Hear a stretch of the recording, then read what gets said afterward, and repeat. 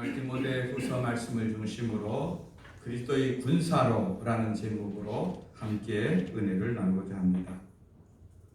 64년 AD 64년 로마에서 원인 모를 큰 화재가 발생했습니다. 당시 세계 최대의 도시인 이 로마를 거의 절반이나 태울 만큼 커다란 피해를 주었습니다. 이 당시 로마 황제는 네로였습니다. 여러분, 도시 그것도 세계에서 제일 큰 도시 절반이나 탈 정도면은 얼마나 많은 재산 피해와 얼마나 많은 사상자가 났겠습니까? 그러니 민심이 흉흉해지죠. 사실 네로는 그 왕자를 차지하기 위해서 자기의 어머니도 자기의 가까운 사람들도 죽이고 차지하고 했는데, 이런 민심 속에서 큰 어려움을 당하니 이 난국을 돌파할 카드가 그에게 필요했습니다. 공교롭게도 불은 그 당시 로마 중심부에서 시작해서 가운데를 중심으로 가장 중요한 지역을 중심으로 태웠는데, 비록 외곽 지역은 비교적 중심부보다는 안전했습니다. 그런데 외곽 지역에 기독교인들이 많이 살고 있었습니다. 그뿐 아니라 기독교인들은 예수도의 사랑 안에서 그 당시 천대받고 사람 취급받지 못하던 노예들 그리고 여성들, 이런 사람들에 대해서 동일한 인격체로 동일한 교회 구성원으로 그들에 대해서 우호적으로 그들을 동등하게 대하여 주었습니다. 그런 교회의 모습이 그 당시 로마의 지도자들에게는 굉장히 거슬렸습니다. 저들은 우리 사회의 체계를 부정하고 무너뜨리려고 한다 하는 인식을 가졌습니다. 또 그리스도인들이 밤마다 그들은 함께 모여서 떡을 떼며 또 잔을 나누면서 이것은 내 몸이다, 이것은 내 피다, 이 몸을 먹고 이 살을 먹고 이 피를 먹어야 너희들이 산다 하는 이 거룩한 성찬 예식을 모르는 사람들에게는 마치 우리가 그리스도인들이 사람을 피와 살을 먹는 그런 식인 종교로 여기고 그렇게 여겨졌던 것입니다. 그래서 네로는 방화범으로 기독교인을 지명합니다. 기독교인들이 이 도시를 새롭게 하기 위해서 이 도시를 불을 질렀다, 이렇게 몰아붙이는 것입니다.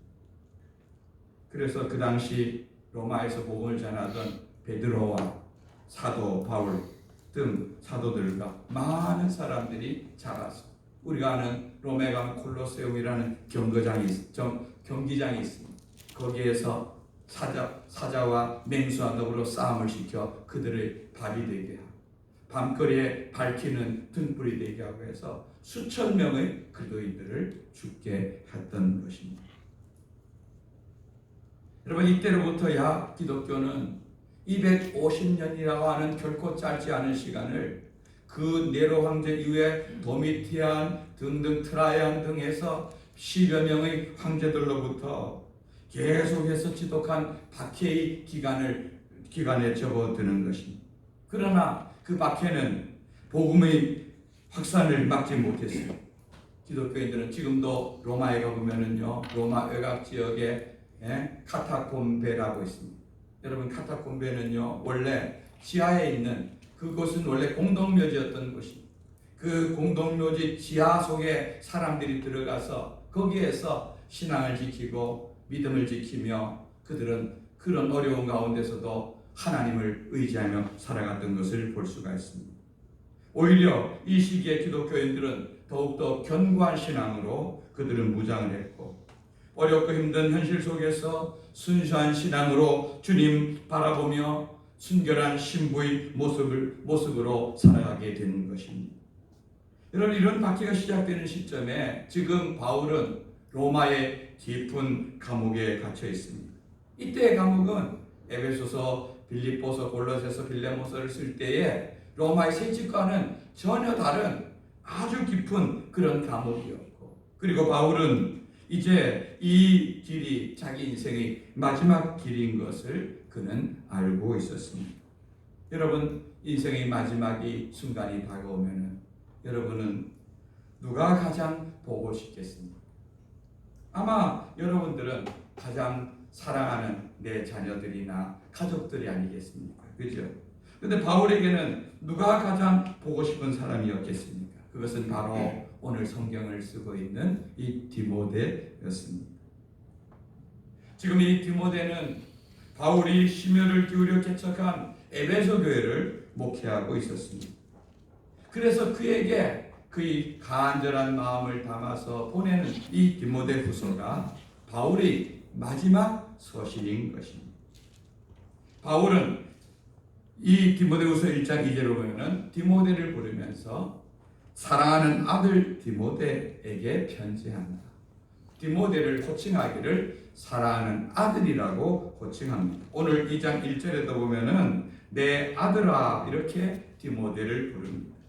여러분, 이것은 바울과 디모데의 나이 차이가 아버지와 아들만큼 제법 잘 났다는 것을 보여주는 그런 말입니다. 그러면서도 여러분, 나와 내가 낳지 않은 어떤 사람에 대해서 아들이라고 부른다는 것은 그만큼 이 바울과 디모데가 가까웠다는 것을 의미하는 것입니다. 여러분, 이들은 제2차 선교 여행을 떠나면서 그때부터 이 디모데가 바울이 전도팀에 합류하여서 함께하는데, 그때부터 복음을 전하며 하나님의 교회를 세우는 일에 이들은 너무나 호흡이 잘 맞았습니다. 디모데는 어린 나이에도 불구하고 바울이 개척한 교회들을 잘 돌봄으로 튼튼하게 세워가는 그러한 실력자였습니다. 그런 의미에서 바울은 이 디모데를 100% 신뢰했습니다. 디모데 또한 그러한 바울이 믿어주는 것만큼 모든 일에 헌신적이었습니다. 그는 바울에게 인정받는 실력자였던 것입니다. 빌립보서 2장 19절에서 22절을 보면은요, 바울이 디모데를 어떻게 얼마나 중요하게 여기는지 알 수 있습니다. 한번 같이 읽어보겠습니다. 시작. 내가 디모데를 속히 너희에게 보내기를 주 안에서 바람은 너희 사정을 알므로 안위를 받으려 함이니, 이는 뜻을 같이 하여 너희 사정을 진실히 생각할 자가 이밖에 내게 없음이라. 그들이 다 자기 일을 구하고 그리도 예수 일을 구하지 아니하되 디모데 연단을 너희가 안 하니 자식이 아비에게 함같이 나와 함께 복음을 위하여 수고하였느니라. 아멘. 빌립보서는 아까 말씀드린 대로 로마에 처음에 갇혔을 때에 그가 보낸 편지 중에 하나입니다. 그런데 빌립보로부터 좋은 소식과 좋지 않은 소식이 함께 바울에게 전해졌습니다. 그 문제를 해결하기 위해서 바울은 자기가 가고 싶어도 못 가니까 자기를 대신하여서 디모데를 보냅니다. 그런데 여러분, 여러 명의 동역자들이 바울 주변에 있었습니다. 그런데 이 문제를 해결하기 위해서 보내려고 할 때에 여러분, 어떤 사람을 보내겠습니까? 가장 그 중에서 믿을 만하고 신뢰할 수 있는 사람을 보내지 않겠습니까? 그러니까 바울이 자기가 못 가고 어떤 교회에 문제가 생긴다 이러면은 그곳에 대부분 가장 중요하게 여기는 사람으로 디모데를 보낸 것을 여러 군데서 알 수가 있는 것입니다. 오늘 말씀에 보면은, 빌립보서 말씀에 보면은 뜻을 같이 하여 생각할 사람이 이밖에 내게 없다. 이 사람밖에 없다. 어떻게 보면 다른 주변에 있는 동역자들이 섭섭하고 미안해할 만큼 바울은 그만큼 디모데를 신뢰하고 그를 믿고 그에게 맡겨진 모든 일을 그는 잘 처리하는 그런 사람이었습니다. 그런 디모데에게 바울이 디모데후서를 통하여서 유언과도 같은 부탁을 지금 하고 있는 것입니다. 어떤 부탁을 하고 있는지 오늘 말씀을 통해 함께 살펴보기를 원합니다. 첫째는 강한 사람이 되라는 것입니다. 1절 말씀 한번 같이 읽어봅니다. 시작. 내 아들아, 그러므로 너는 그리스도 예수 안에 있는 은혜 가운데서 강하고. 여러분, 바울은 먼저 디모데가 영적으로 강한 사람이 되기를 부탁하고 있습니다. 여러분, 성경에 나타난 디모데에 대한 여러 가지 표현들을 이렇게 종합해 보면은 디모데는 나이도 젊었을 뿐 아니라 또 기질도 굉장히 여성스럽고 눈물이 많고 두려움이 많은 그런 성격의 소유자였던 것을 볼 수 있습니다. 바울은 좀 강하고 앞에서 돌진하는 형이라면은 그런 아빠 같은 스타일이라면은 디모데는 엄마 같이 이렇게 잘 보살피고 이렇게 뒤에서 잘 돕고 이런 반면에 마음이 여리고 눈물이 많고 이런 자인 것을 알 수가 있습니다. 바울은 자기가 복음 때문에 지금 감옥에 갇혀 있고 그리고 이 감옥이 자기 인생의 마지막인 것을 그는 예감하고 있었습니다.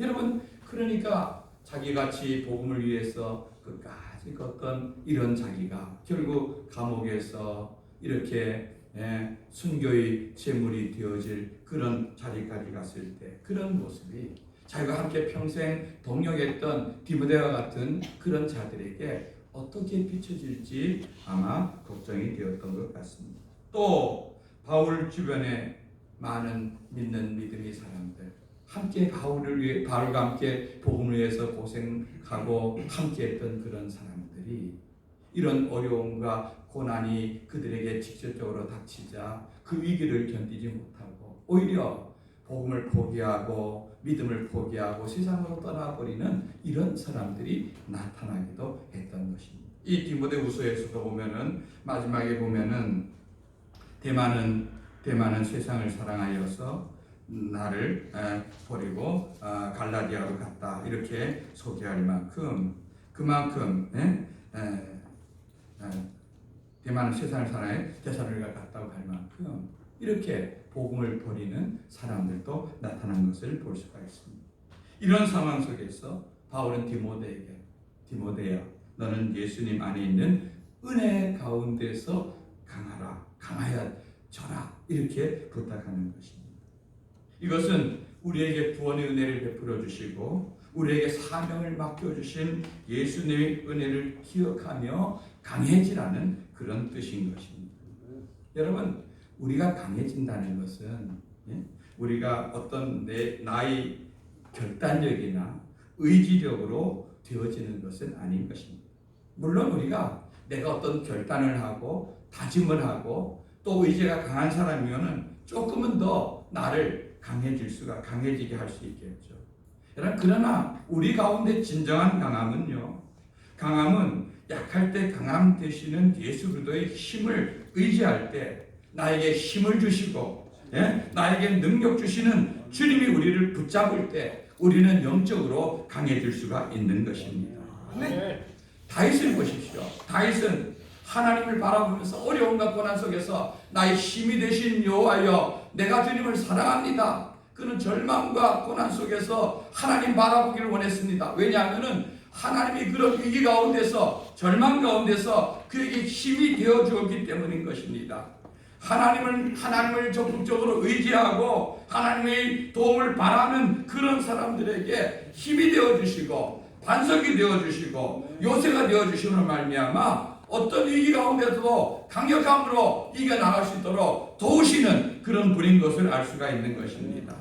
여러분, 저와 여러분의 심령 속에도 이런 주님의 은혜가 흐른다면은 그 사람은 강한 믿음의 사람이 될 수가 있는 것입니다.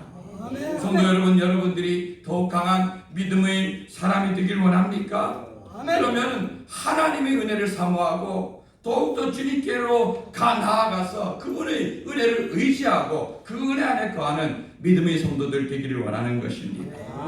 그렇게 할 때 우리 주님이 강한 손이 저와 여러분들을 강하게 붙잡으시고 함께 도와줄 줄 믿습니다.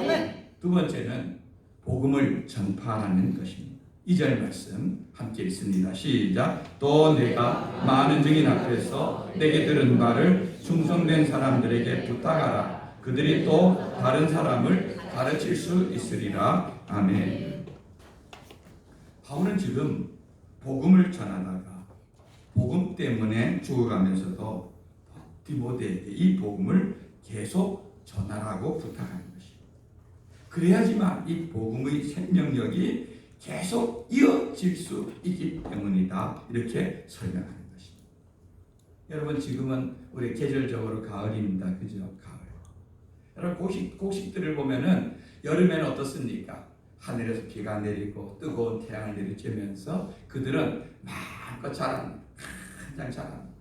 자라는데 날씨가 선선해지고 이제 곧 겨울이 다가온다, 가을이 다가온다 이렇게 느끼면은요, 곡식들은요 본능적으로 하나님께서 그렇게 만들었어요. 곡식들은 본능적으로 이제는 자랄 때가 아니구나. 이제는 열매를 맺을 때입니다. 그래서 지금 있죠. 지금 이 가을의 햇살과 또 비가 내려서 물이 풍성한 이때에 그 벼 같은 것이 벼가 지금까지는 이렇게 계속 커오고 뻗어오고 이렇게 하다가 이때부터는 알이 차기 시작합니다. 알이 차. 이거를 전문적인 용어로 수인기라는 수인기. 그래서 이때는 물이 많이 필요하고 그래서 이 벼가 충실하게 이 뜨거운 태양 속에서 알이 차면은 벼가 어떻게 됩니까? 고개를 딱 숙이게 되어지는 겁니다. 그러면은 뭡니까? 농부들이 볼 때 이제 추수할 때가 되었구나. 걷어들이자. 이렇게 해서 걷어들이는 것입니다. 왜 그러냐 하면은 여러분 결국 과일이 뭡니까? 과일이나 벼나 이게 종자입니다. 종자. 자기가 이제 일생 동안 커온 목적을 이루는 것입니다. 열매를 맺어야지만 그 종자가 또 심어져야지만 또 새로운 벼와 새로운 열매들과 과실을 맺을 수 있기 때문에 가을이 되면 그렇게 그들은 이제 열매 맺는데 충실하게 되어지는 것입니다.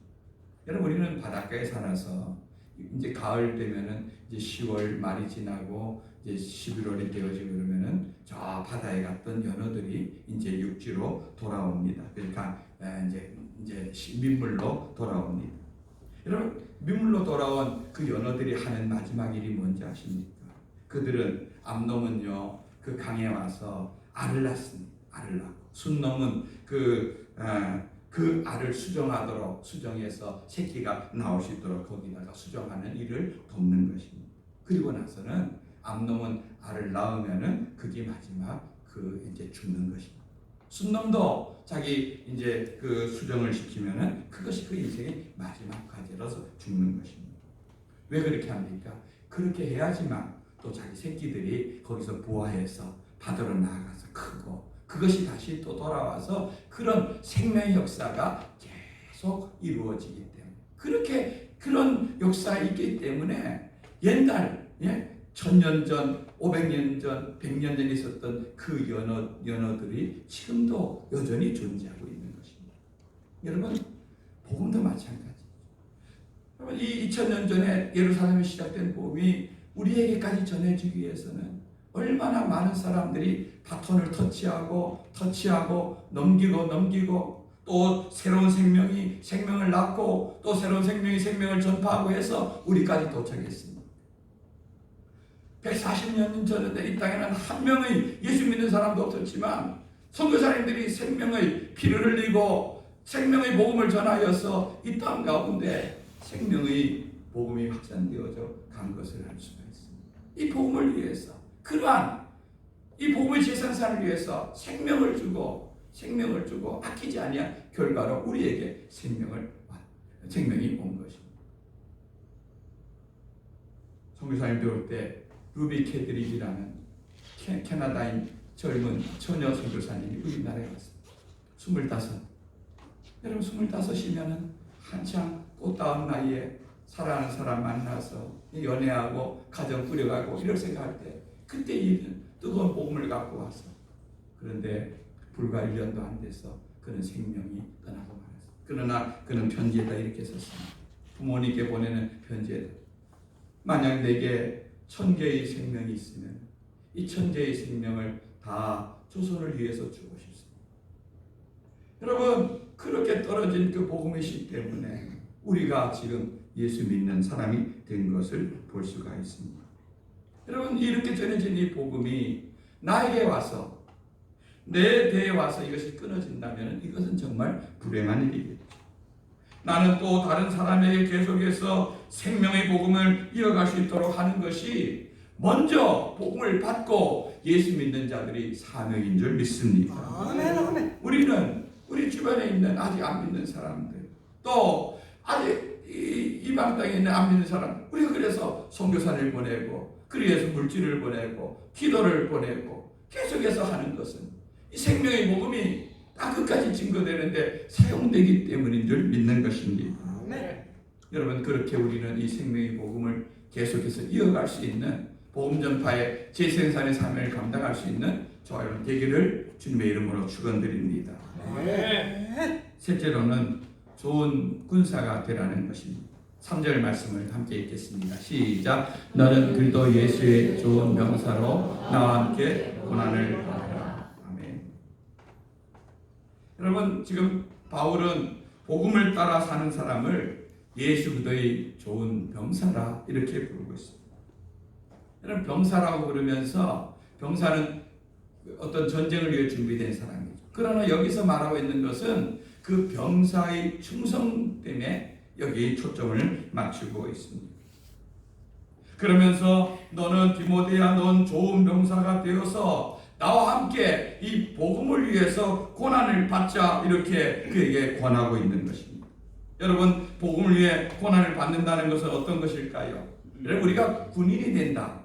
여러분, 군대 남자분들 군대 대부분 다녀왔지만 군인이 된다는 것은 제일 먼저 군인이 되기 위해서 해야 되는 건 뭡니까? 자기 자유로운 일상에 대해서 포기를 하지 못하면은 군인이 온전한 군인이 될 수가 없는 것입니다.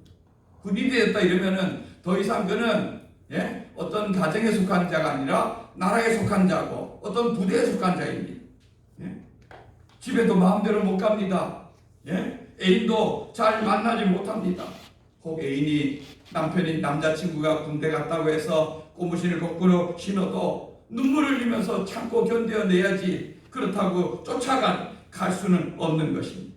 그는 여전히 주어진 장소에서 정해진 시간에 자기의 주어진 임무를 감당하며 자기 부대를 지키고 나라를 지키고 하는 사명이 그에 있기 때문인 것입니다. 당시 로마는 모병제였어요. 군인을 모집했습니다. 로마라는 나라는 우리가 아는 대로 군대를 통해서 세계를 정복한 나라입니다.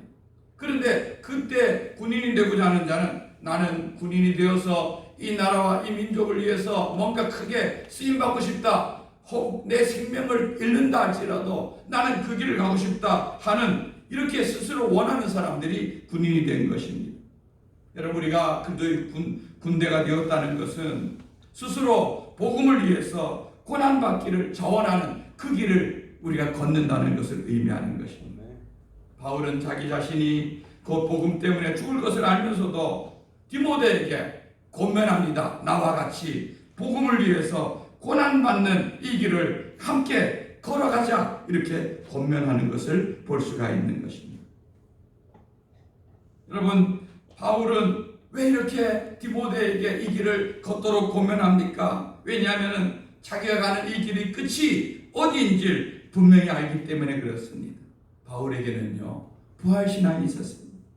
이 죽음의 끝이 아니라 그 뒤에는 천국이 있고 주님을 위해 충성된 자에게는 상이 있는 것을 알기에 자기 영적인 아들 디모데에게 너는 그 길을 강하게 권면하고 있는 것을 알 수 있습니다. 여러분, 만약 바울이 그런 확신이 없었다면은 야, 디모데야, 너 그 에베소 교회에 계속 있다가는 나처럼 제명에 못 살고 죽는다. 빨리 피해라. 너 거기 있어서는 안 된다. 이런 편지를 보냈겠죠. 여러분, 그러나 바울에게는 복음에 대한 확신과 예수 그리스도에 대한 부활과 넷에 대한 소망이 분명히 있었던 것을 알 수가 있고, 우리가 이 땅에서 복음을 위해서 고난을 받는다는 것은 결코 맹목적인 그런 고난이 아닌 것을 알 수 있습니다. 오늘 11절에서 보면은 성도가 복음을 따름으로 받는 고난이 예수의 죽음과 연합되어서 예수님의 죽음 안에 있을 때 우리는 부활에 동참할 수 있는 것처럼 우리는 복음을 위해 고난받는 것이 영원한 삶에 들어가는 길인 것을 우리는 알고 있는 것입니다. 또한 바울은 이 고난 속에서 참으면 또 주와 함께 우리도 왕노릇할 수 있을 것이라고 고백하는 것입니다. 그럼 바울은요, 이 길을 믿음으로 끝까지 달려갔습니다. 우리가 너무나 잘 아는 디모데후서 4장 7절부터 8절까지 나는 전제와 같이 내가 부어지고 나의 떠날 시간이 가까웠다. 나는 선한 싸움을 싸우고 나의 달려갈 길을 마치고 믿음을 지켰으니 이제 후로는 나를 위하여 의의 멸류관이 예비되었을 것이다. 여러분 얼마나 당당합니까? 죽음을 앞두고 나는 모든 경주를 다 마치고 이제 결승점에 들어서는 그런 승리자의 모습으로 주님이 자기를 맞이할 그 날을 기다리며 기대하며 마지막 숨을 몰아쉬며 달려가는 그 바울의 모습을 볼 수가 있는 것입니다. 디모데도 이 바울의 뜻이 바울이 자기에게 말하는 의미가 무엇인지를 그는 정확하게 알았습니다. 전에 오는 이야기에 의하면 디모데는 자기가 목회하던 에베소 교회, 여러분 에베소 교회는 우리 사도행전에 보는 대로 아뎀이라고 하는 옛날 고대 7대 불가사의 중에 하나라고 하는 거대한 신전이 있던 어마어마한 신전이 있던 그런 도시였습니다. 매년 5월이면 그 아데미 여신의 축제가 열리는데 디모데가 그 축제장에 들어가서 담대하게 복음을 전하다가 그 무리들에게 돌에 맞아서 순교했다고 합니다. 끝까지 자기에게 주어진 사명의 자리를 지킨 거죠. 여러분 디모데의 순교 이후에 에베소 교회는 예수님의 제자였던 사도 요한이 그곳에서 목회하다가 그는 반모섬으로 유배를 떠났고 그 사도 요한의 뒤를 이어서 저 빌레몬서에 나오는 노예였던 오네시모가 예수를 만나 회심하고 그가 감독이 되어서 에베소 교회를 목회하는 목회자가 되었던 것을 우리는 역사의 기록 속에서 알고 있습니다. 이 복음이 충성스러운 자들에 의해서 저와 여러분에게까지 전해졌습니다. 디모데를 향한 바울의 권면은 지금 이 시대 속에 살고 있는 저와 여러분을 향한 바울의 권면으로 받아들이는 것은 마땅한 일이라고 여겨집니다. 여러분 더욱더 영적으로 강한 사람이 되십시오. 하나님의 은혜를 의지해서 하나님께 여러분을 강하게 붙잡으로 말미암아 믿음의 강한 사람이 되어 어떤 고난과 어떤 어려움 속에도 흔들리지 않는 그런 강한 용사가 되시기를 주님의 이름으로 축원드립니다. 또 복음의 재생산을 위해서 끊임없이 전파하며 하나님 나라를 위해서 쓰임받는 그런 교회와 성도들이 되기를 바라는 것입니다. 선교사를 박교회가 파송했듯이 제2, 제3의 그런 역사들이 일어나기를 원하고 또한 우리 주변에 있는 아직 예수를 모르는 사람들에게 예수님을 증거해서 그들도 생명이 있는 복음 안에 돌아오는 역사가 있도록 여러분 힘쓰시는 성도들이 되길 바랍니다. 그리고 그들의 복음과 함께 고난받을 길을 각오하는 그들의 좋은 군사가 되어 끝까지 믿음으로 승리하는 우리 성도들이 되시길 바랍니다. 우리 주님 만날 때 우리 모두가 승리자로 기쁨으로 주님 만나는 그런 성도들이 되시기를 주님의 이름으로 축원드립니다. 아멘. 우리